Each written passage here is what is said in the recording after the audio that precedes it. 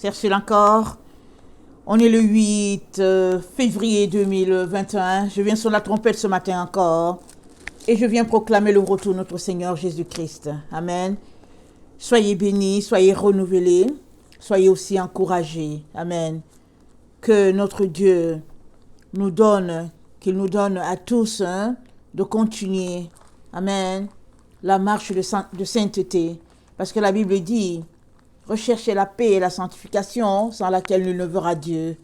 Nul n'est exclu. Nous sommes tous appelés à nous dépouiller, amen, des valeurs de ce monde, de nous dépouiller de tout ce que la chair aime et de revêtir les œuvres de l'esprit. Amen. Et ça, c'est tout un chacun qui est appelé à le faire. C'est pas seulement au pasteur à le faire, ou bien à un ancien de l'église, ou bien à un évangéliste de le faire. C'est à tout un chacun. Amen.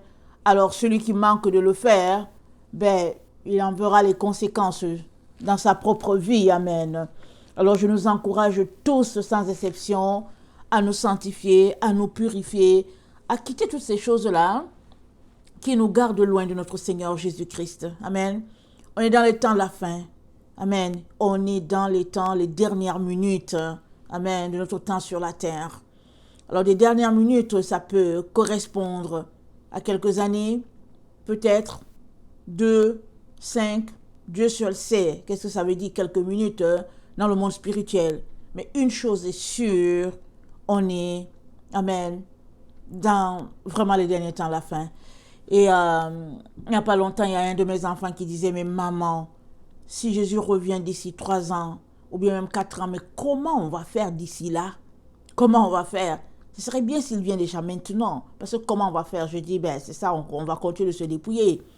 Alors, plus les autres qui ont choisi le monde vont aller en se délectant des choses de la chair, et ceux-là qui ont choisi Christ vont aller, amen, en se dépouillant, ils vont maigrir, si on peut le dire ainsi, et on aura l'impression que les autres évoluent dans la société, on aura l'impression qu'ils prospèrent, et que nous, rien ne fonctionne. Ça fait partie, amen, ça fait partie. Alors encourageons-nous, ne baissons pas les bras, et le Seigneur ne nous laissera pas, amen.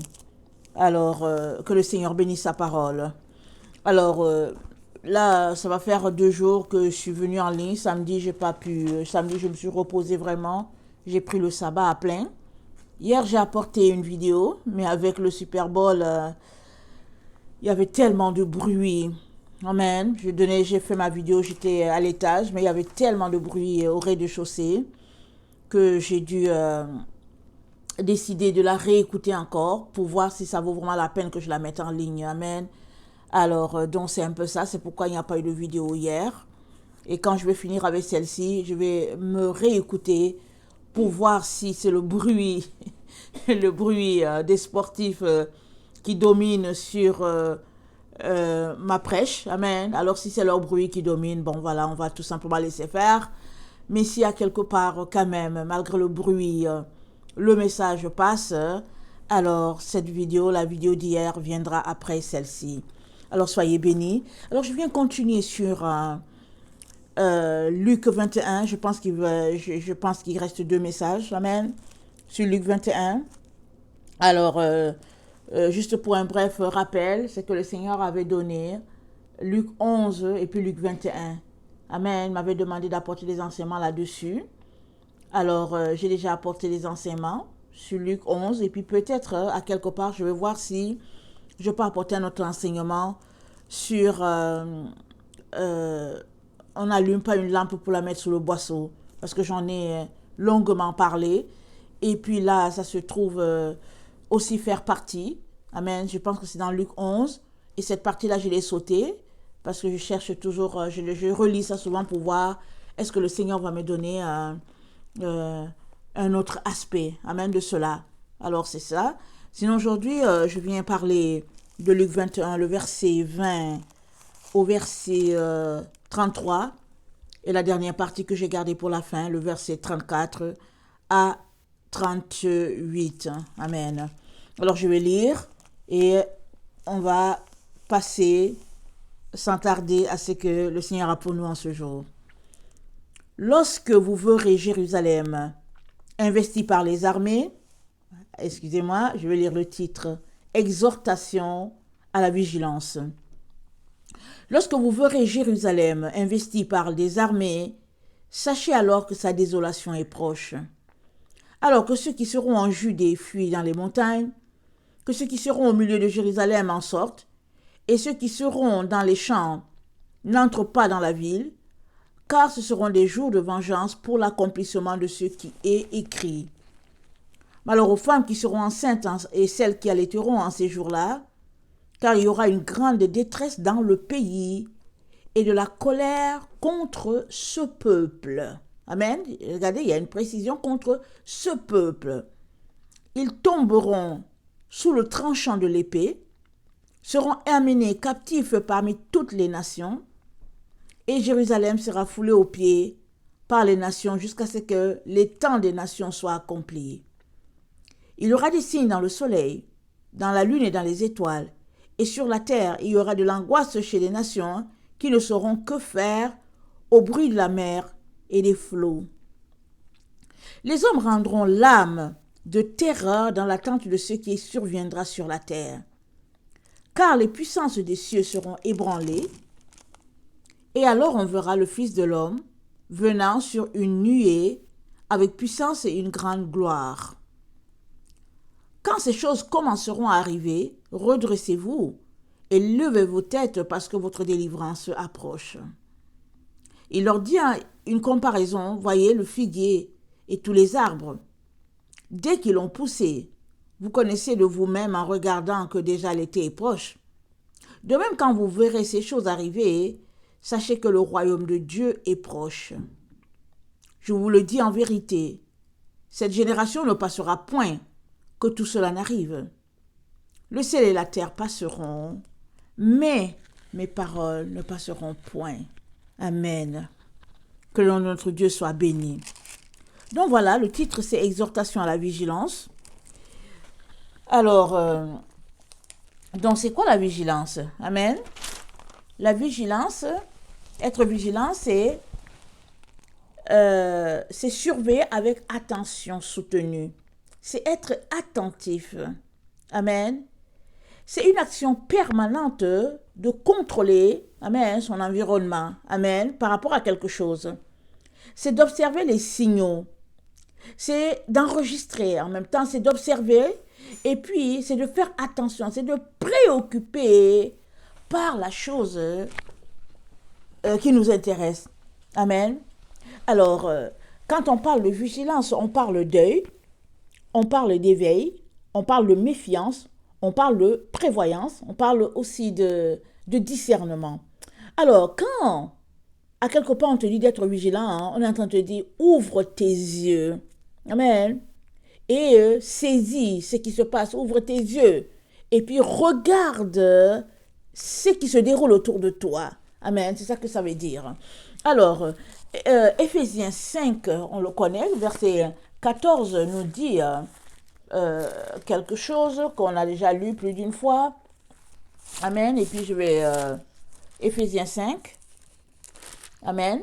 Ça dit, c'est pour cela qu'il est écrit, réveille-toi, toi qui dors, relève-toi d'entre les morts, et Christ t'éclairera. Nous sommes tous appelés à nous réveiller. Amen. Et Jésus-Christ aussi a dit, il a dit, l'œil est la lampe du corps.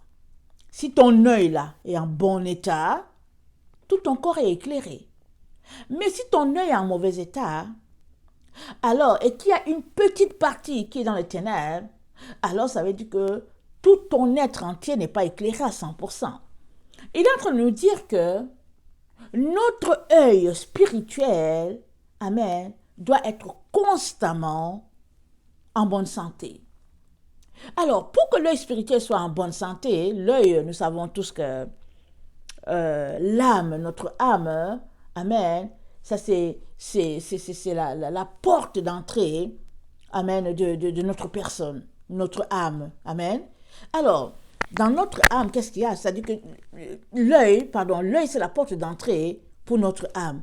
Or, l'œil, là, c'est qu'il regarde là. Amen. Alors, ce qu'il regarde va déterminer l'état de ton âme, la santé de ton âme.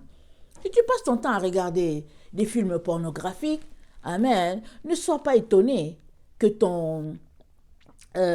ta compréhension des choses soit erronée. Amen. Si tu passes ton temps à regarder tout ce qui intéresse l'argent, ne sois pas étonné que à la fin, ta vie, elle soit carrément contre Dieu. Amen. Mais si tu passes ton temps à regarder les Écritures, comme Jésus-Christ nous a dit, comme Dieu nous a dit, il dit qu'il ne faut pas que ça s'éloigne que la parole, il a dit, mets la parole de Dieu entre tes deux yeux, là au niveau des frontaux, ça qu'il a dit. Il lui a dit, écris-les sur tes mains, écris-les sur les murs de ta maison. Question de dire que si tu demeures le regard constamment dans la parole, alors cette parole-là va te diriger. Et elle va faire que tout ton être sera éclairé. C'est ça qu'il est en train de dire. Alors, une personne vigilante, c'est une personne qui veille à ce que les différents éléments cités par Jésus-Christ puissent être constamment imbibés de lumière. Amen. Alors, s'il y a un élément qui est très important, c'est l'œil. Jésus-Christ a dit, si vous étiez aveugle, vous n'aurez pas de péché. C'est-à-dire que si tu ne voyais pas, amen, tu n'aurais aucun péché parce que dans le fond, c'est l'œil qui te pousse à pécher ou pas. Mais à partir du moment où tu dis que tu vois, à partir du moment où tu dis que tu connais, c'est-à-dire que bon, tu comprends les choses et tout, il dit tu ne vois plus. Alors il n'était pas en train de parler ici de vision physique, puisqu'il était question ici de ce monsieur adulte-là qui est né sans la vue, et puis à qui Jésus-Christ a ouvert les yeux. Alors Jésus-Christ dit à ces pharisiens-là, il dit que si vous étiez vraiment aveugle, alors vous n'auriez pas de péché. Alors cette leçon-là, elle est aussi pour nous. Amen. Et il est donc important que dans le temps où nous nous trouvions, nous soyons des personnes qui ne voyons pas selon le monde. Amen. Et si nous ne voyons pas selon le monde, ça veut dire que nous dépendons de Jésus pour notre colère. Alors c'est ça qu'il a dit à l'église de Laodicée. Il a dit à Laodicée, écoute là, au fait tu dis que tu vois, mais au fait tu es aveugle. Tu dis que tu es riche, dans le fond tu es pauvre. Alors tu dis que tu n'as besoin de rien, dans le fond tu es misérable. Alors voilà la génération dans laquelle nous avons grandi imprégnés de l'esprit de Laodicée. L'esprit de Laodicée a été imprégné de Babylone et finalement Babylone s'est transportée du monde et là a été atterri dans l'église, si bien qu'on a essayé de diluer les choses afin de contenter la chair humaine, afin de contenter nos yeux, afin d'avoir quand même un Jésus équilibré au milieu de nous. Amen. Alors Jésus-Christ dit à Laodicée, écoute, là, moi je vais te vomir. Si tu ne changes pas ta manière de faire les choses, je te vomirai. Pourquoi? Parce que dans le fond, tu es tiède. Et les personnes tièdes, elles n'ont rien à faire dans la présence de Dieu. Parce que lui, Jésus, il cherche une personne qui est soit froide, amen, soit complètement chaude. Parce que avec le froid, on peut faire quelque chose. On peut boire de l'eau froide, se rafraîchir. Avec le chaud, on peut faire quelque chose. On peut prendre de la tisane, on peut se laver, on peut en tout cas faire quelque chose d'utile, faire la cuisson, amen. Mais avec quelque chose de tiède, on n'en veut pas, parce que c'est pas important. Amen, ça n'a pas en tout cas, c'est pas agréable. Alors Jésus-Christ dit donc à Laodicée que tu es tiède. Et quand il nous renvoie, amen, à Luc 21, amen, le texte que nous sommes en train d'étudier aujourd'hui, ce texte nous dit d'être vigilant. Ça nous dit d'être allumé, d'être alerte. Amen. Et puis les antonymes de vigilance, alors il y a l'imprudence, il y a être étourdi, il y a le sommeil, il y a la distraction, il y a la négligence, il y a la légèreté. Amen. Les personnes qui ne sont pas vigilantes, voilà tout ce qu'elles sont, et encore beaucoup plus. elles ont un problème de sommeil. Alors, si nous regardons Paul qui dit, réveille-toi, toi qui dors, relève-toi d'entre les morts, et Christ t'éclairera. Tu as deux choses que tu dois faire. Tu dois te réveiller. Amen. Te réveiller de ton sommeil. Parce que quelqu'un qui dort, il n'a conscience de rien. Alors il te dit, réveille-toi. Tu es sommé de te réveiller. Alors il te dit, relève-toi. Alors se relever, c'est poser une action. Cette action va faire que tu vas poser ton pied hors du lit. Et tu le poses hors du lit et tu te mets à marcher. Il te dit, réveille-toi. Il te dit, secoue-toi.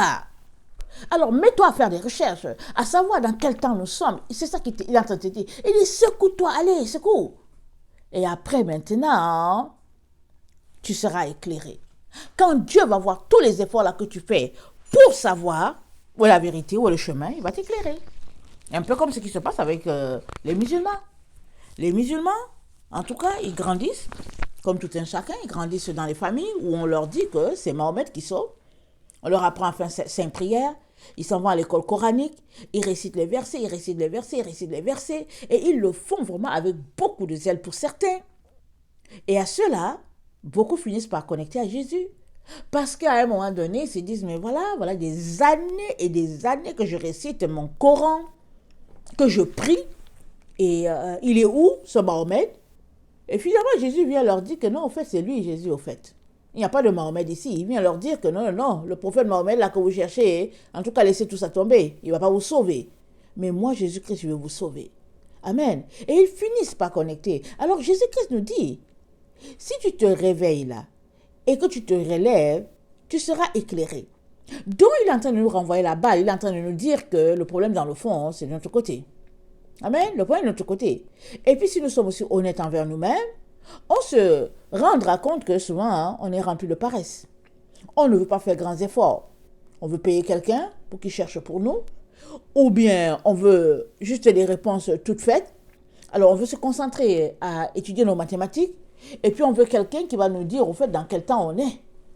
Mais ici, c'est dit que c'est à toi de te réveiller, c'est à toi de te relever. Amen. Alors, il est donc important qu'on comprenne que on ne peut pas s'amuser. Il y va de notre vie. Amen. Il y va de notre vie. Et puis 1 Pierre 5, le verset 8 à 9 nous dit ceci. 1 Pierre 5.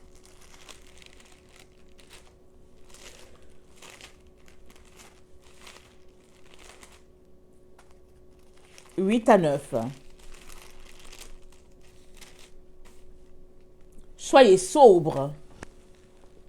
Veillez, votre adversaire le diable rôde comme un lion rugissant, cherchant qui il dévorera. Résistez-lui avec une foi ferme, sachant que les mêmes souffrances sont imposées à vos frères dans le monde. Amen. Alors il nous demande, l'apôtre Pierre, nous exhorte à être sobre. Quelqu'un qui est sobre, c'est quelqu'un qui ne boit pas, quelqu'un qui n'est pas saoulé là. Il est sobre. Amen. Il nous dit d'être éveillé. Amen. Pourquoi? Parce que le diable lui rôde. Il rôde cherchant qui dort. Alors si tu dors, ben voilà, il se dit, bon, il dort. Je peux faire un travail ici, je vais le lier à tout jamais. Amen. Parce qu'au fait, le sommeil, c'est la caractéristique du diable. Alors qu'être éveillé, c'est la caractéristique de notre Père. Parce qu'être éveillé, c'est être dans la lumière. Alors, et dormir, c'est être dans les ténèbres. Amen. Alors, Pierre nous dit, il nous encourage à être éveillés, à être sobres. Alors, ça va de pair avec ce que le Seigneur Jésus-Christ nous a dit. Il nous a dit de prier sans cesse. Il nous a dit de ne pas faire des excès de table et tout, parce que quand tu es quelqu'un qui a de l'embonpoint, souvent tu as tendance tout simplement à somnoler et puis bon, à être lourd. Alors, nous sommes appelés à ne pas se lancer, amen, dans la nourriture et tout cela, parce que ben, voilà, non seulement ça nous rend obèses, c'est pas bon pour la santé, mais aussi c'est un grand handicap quand on veut prier, quand on veut intercéder. Amen. Alors, 1 Pierre 1, le verset 13, 1 Pierre 1, le verset 13 nous dit ceci. C'est pourquoi saignez les reins de votre entendement Soyez sobres, encore, et ayez une entière espérance dans la grâce qui vous a été apportée, non, dans la grâce qui vous sera apportée lorsque Jésus-Christ apparaîtra. Comme des enfants obéissants, ne vous conformez pas aux convoitises que vous viviez. Comme des enfants obéissants, ne vous conformez pas aux convoitises que vous aviez autrefois quand vous étiez dans l'ignorance. Mais, puisque celui qui vous a appelé est saint, vous aussi soyez saints dans votre conduite. Amen. Alors, Pierre nous dit d'être saint. Amen. Et être saint requiert que tu sois vigilant en partant. Parce que la vigilance te donnera de voir où se trouvent les ténèbres, où se trouve la lumière. La vigilance te donnera de choisir entre la vérité et le mensonge. Amen. Et ce n'est que comme ça que nous allons nous éloigner des convoitises de ce monde et d'embrasser les valeurs de notre Père. Amen. Alors, donc, 1 Pierre 1,13 donc nous dit de ceindre nos reins. Amen. Alors, les reins, c'est quoi quand on dit je mets sur ma tête le casque du salut, à mes pieds les ailes de l'évangile de paix, je porte la cuirasse de justice comme vêtement, la ceinture de vérité à mes reins. Amen. Alors, quand ça nous dit de ceindre nos reins, ça nous dit d'être des personnes véridiques, d'être des personnes qui aiment la vérité. Alors, si tu aimes la vérité, ça veut dire que tu dois être quelqu'un qui déteste le mensonge. Tu ne peux pas aimer les deux. Amen. La vérité, c'est le contraire du mensonge. Alors, Pierre nous dit de ceindre nos reins. Il est en train de nous dire d'être des personnes véridiques. Alors, quand on regarde le vêtement de Aaron, il y a l'éphod. Amen. Alors, on regarde tout ça, on voit qu'il a un vêtement, je ne sais pas s'il est couleur mauve, je ne me rappelle plus tellement les couleurs. Amen. Mais à ses reins, il a un vêtement qui est attaché. Amen. Et ça, c'est la vérité. Et par la vérité, nous serons affranchis. Parce que la Bible nous dit que Satan, c'est le père du mensonge. Et quand il ment là, il ment de son propre fond là. C'est ça que c'est dit. Alors, si nous voulons, amen, être des personnes qui verront Dieu un jour, puisque c'est dit de rechercher la paix et la sanctification. Alors, si nous voulons être des personnes sanctifiées selon le modèle de notre Père, il est important que nous soyons, en partant, des personnes qui pratiquent la vigilance, qui faisons très attention. Et surtout, Paul nous a dit que nous devons faire attention, parce que dans les derniers temps, il y a des gens qui vont détester la saine doctrine. Et c'est des personnes qui ont déjà, dans leur propre conscience, une brèche, une ouverture, une craque, de la flétrissure. Là, c'est déjà ancré. Ils sont marqués par le mal, la déception. Alors, ils vont venir et emporter, amen, un grand nombre avec eux dans leur voie. Mais nous sommes appelés à nous tenir, amen, droit sur l'ancien chemin. Parce qu'au fait, la vérité se trouve là où il y a l'ancien chemin, comme dit la parole de Dieu. Amen. Alors, regardons un peu Job 1, le verset 6 à 7. Job 1, le verset 6 à 7. Excusez.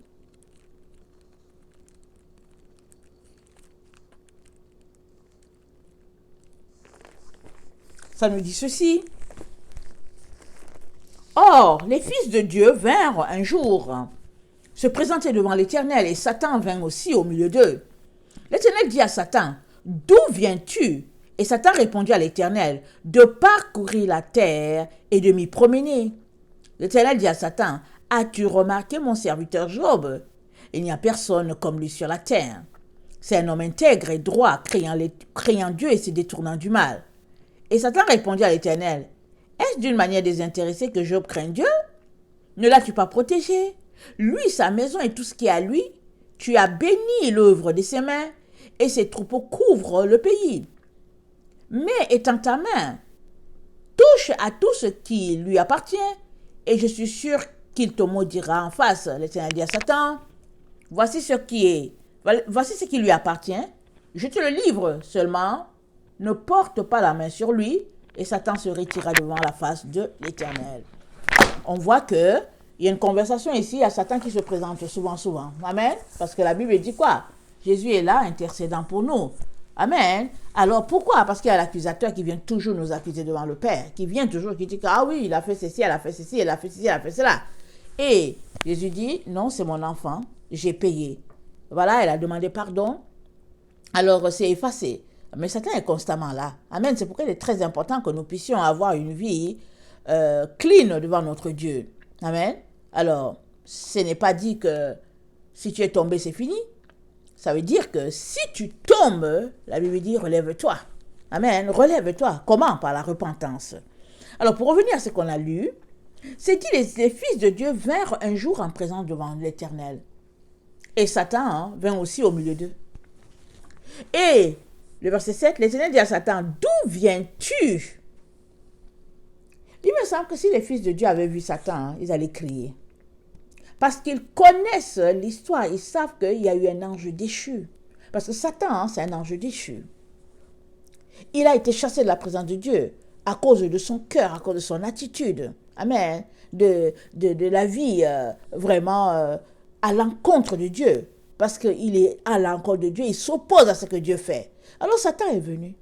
Les enfants de Dieu ne l'ont pas vu. S'ils l'avaient vu, ils allaient crier. Ils allaient manifester. Ils ne l'ont pas vu. Mais Dieu l'a vu.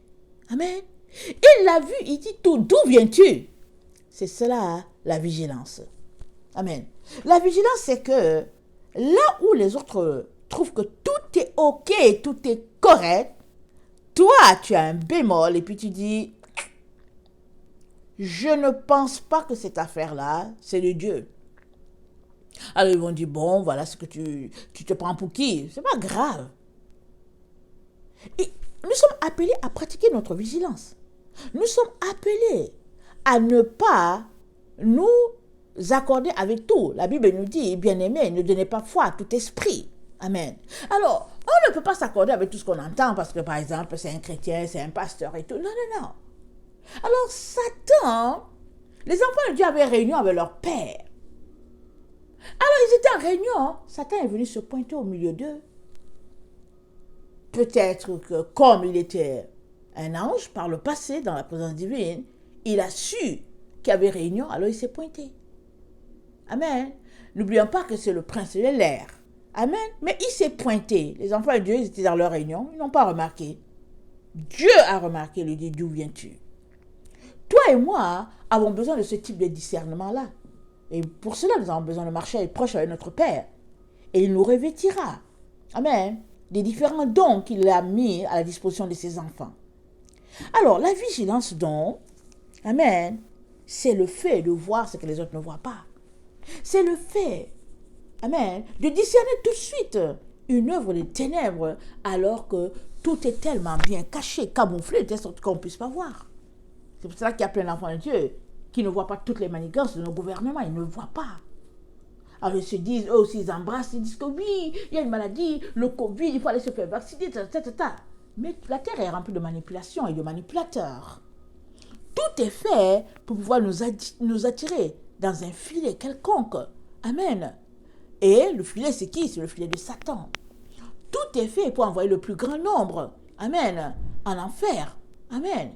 Mais Jésus-Christ dit quoi? Il dit, soyez vigilants. Amen.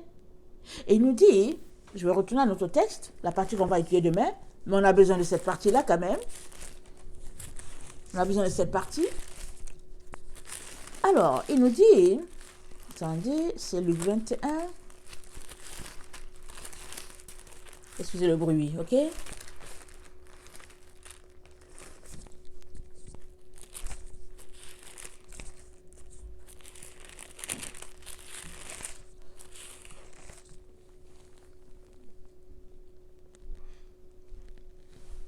Il nous dit, excusez-moi,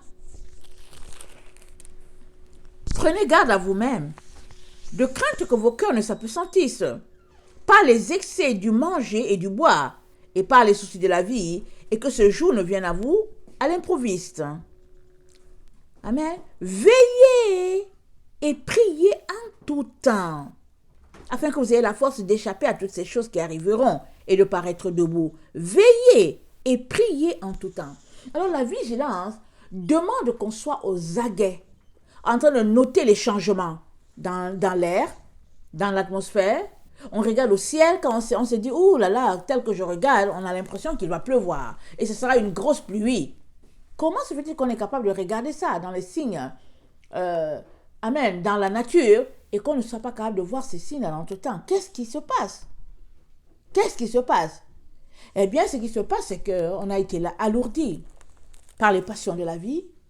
On a été endormi par, comme si on était sous sédatif.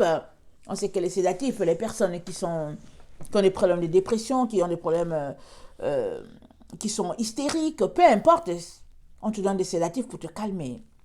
Peu importe le type de problème, ou bien tu as tellement de douleur, on te donne un sédatif. Alors quand tu as un sédatif, en tout cas tu es sonné, on peut le dire ainsi. Alors tu te bats pour ouvrir, pour garder tes paupières réveillées. Tu te bats. Alors tu es là, et puis tu essaies de les ouvrir, et puis bon voilà, c'est lourd et tout.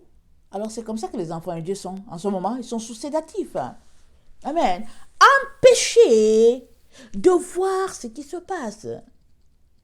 Et comme ils sont pratiqués à la tiédeur, alors ils vont te dire, oui, le gouvernement nous aime, voilà, il faut les écouter, et puis etc., etc. Mais la Bible nous dit que notre adversaire, le diable, il rôde comme un lion rugissant, cherchant qui il va dévorer. Est-ce que tu vas te laisser dévorer? Je suis sûre que non. Je suis sûre et certain que si tu voyais un lion ici, si tu entendais un lion rugir, tu regardais à travers ta fenêtre, tu verrais où est le lion. Et si le lion est dans ta cour, tu vas te barricader, tu ne vas jamais sortir. Tu vas appeler les agents de la faune pour venir le chercher. Amen. Et qu'est-ce qui fait que quand c'est une situation qui a trait, par exemple, dans notre pays, on a tendance à laisser faire. Amen. Quand c'est une situation pratico-pratique, on a tendance à dire, bon, ok, ça va se replacer et tout. Non, non, non. On est sommé d'être vigilant. C'est la seule chose qui nous reste pour pouvoir nous en sortir. Amen. On est dans le temps de la fin. Amen. Et le Seigneur Jésus-Christ nous a exhortés à prier en tout temps. Il nous a exhortés à être sur nos gardes afin de pouvoir échapper à ce qui est sur le point d'arriver sur la terre. Alors, je vais terminer. Amen. Ça, c'est juste le titre. Hein. Le titre de Luc 21. J'ai juste commenté sur le titre. Et je vais faire une seconde vidéo où on va parler de l'autre partie. Amen. Alors, quand le Seigneur donne un message pour dire qu'il faut apporter l'enseignement là-dessus, il faut y aller à fond. Parce qu'il a certainement un message, il a quelque chose, il a certainement quelqu'un qui veut toucher. Amen. Alors, Daniel 12 nous dit ceci.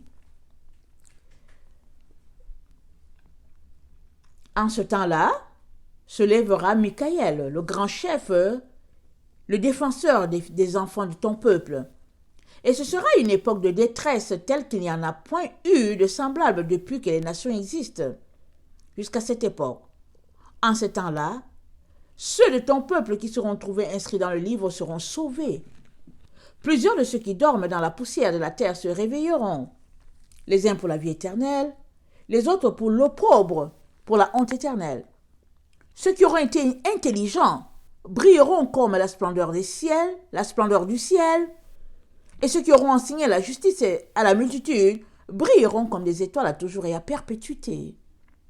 Toi, Daniel, tiens secrète de ces paroles, et scelle le livre jusqu'au temps de la fin. Plusieurs alors la liront, et la connaissance augmenteront. Et la connaissance augmentera. Et moi, Daniel, je regardais, et voici deux hommes se tenaient du bout, l'un en deçà du bord du fleuve, et l'autre au-delà du bord du fleuve. L'un d'eux dit à l'homme vêtu de lin qui se tenait au-dessus des eaux du fleuve, quand sera la fin de ces prodiges.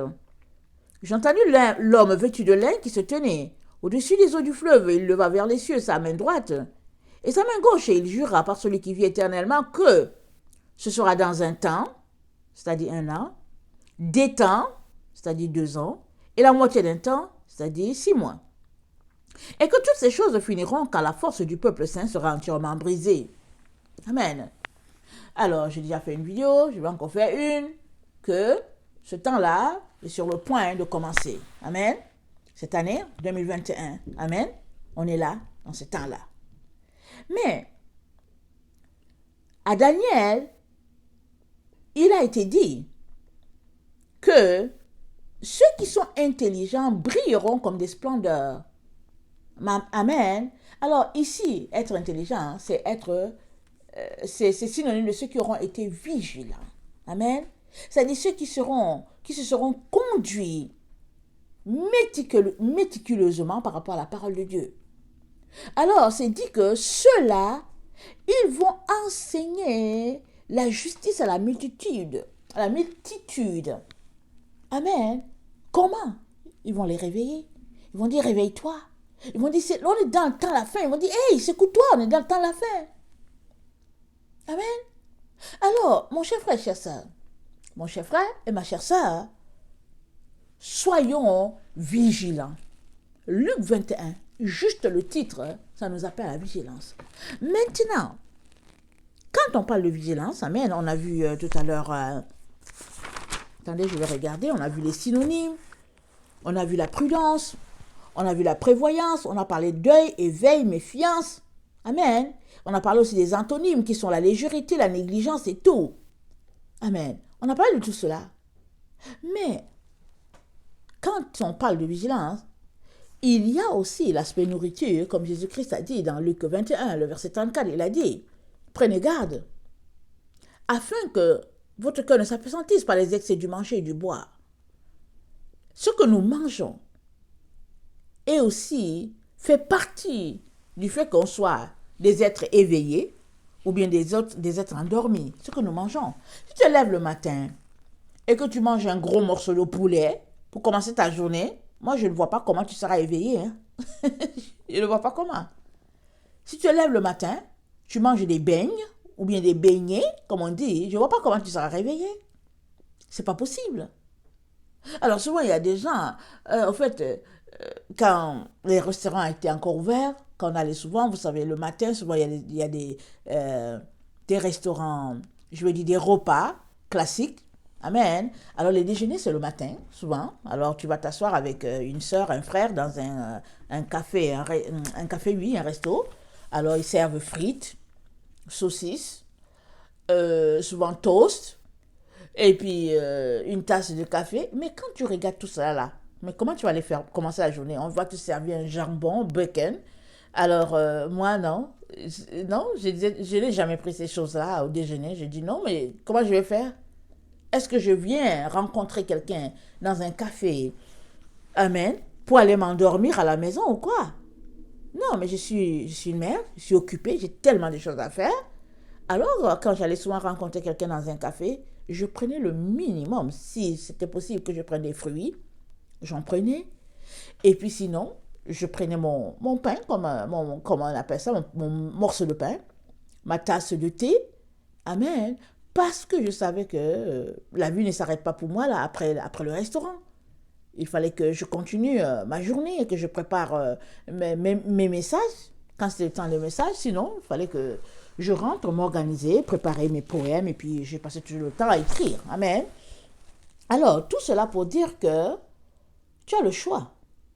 Tu t'assois là, tu manges une bonne sauce graine là, avec l'huile de palme, et puis tu es là, tu t'assois, c'est le matin, tu as déjà rôté, c'est pas 10 fois, c'est pas, je ne vois pas comment tu vas faire pour t'éveiller. Amen. Or, si tu dois être vigilant, c'est-à-dire être éveillé, alors ça veut dire que tu es appelé aussi à faire tes recherches en dehors de ce que ton pasteur t'aurait apporté ou pas. Tu es appelé à faire des fouilles. On est dans le temps, le moment le plus agréable pour les enfants de Dieu. C'est ce temps qui correspond parfaitement à tout ce qui a été prévu dans la Bible, prédit dans la Bible. Alors ça va t'exciter. Tu devrais être quelqu'un qui dit waouh, dont je fais partie de la génération de la fin. Et puis je vais aller fouiller ceci, je vais aller voir cela. Et puis c'est ça qui est important. Amen. C'est comme ça qu'on doit se comporter. Amen. Alors, je viens nous encourager. Amen. À regarder qu'est-ce que nous mangeons de gras, de trop. Je vais nous encourager à faire du sport. Amen. Moi-même qui vous parle. Amen. Je ne me suis pas encore allé marcher. Alors que j'avais pris l'habitude de marcher les hivers. Je n'ai pas pris l'habitude de marcher encore. Et j'ai l'impression que c'est les retombées du confinement. Parce que le confinement, tu es à la maison et puis bon. Et puis bon, finalement, tu es là et puis tu organises ton univers autour de ton 4 mètres carrés là. Tu es là et puis tu tournes. Mais marcher en hiver, c'est très important. Ça te réveille. Amen. Ça te réveille. Alors, il faut prévoir dans ton temps 1 heure de marche. Amen. Et puis, tu organises ton temps.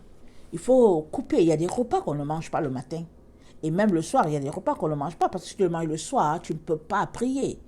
Alors, s'il y a des repas que tu aimes tellement, diminue carrément les portions. Prends juste des soupçons si tu veux avoir le goût dans ta bouche. Et puis, départis-toi de ces repas-là. Parce qu'ils vont te garder lourd. Ils vont t'empêcher de veiller. Parce que veiller, ce n'est pas juste le fait de ne pas dormir la nuit, mais il y a aussi l'éveil spirituel. L'éveil dans les choses de Dieu. Amen. Il est très, très important. Très important de regarder notre alimentation. Parce que l'alimentation fait aussi partie. Amen.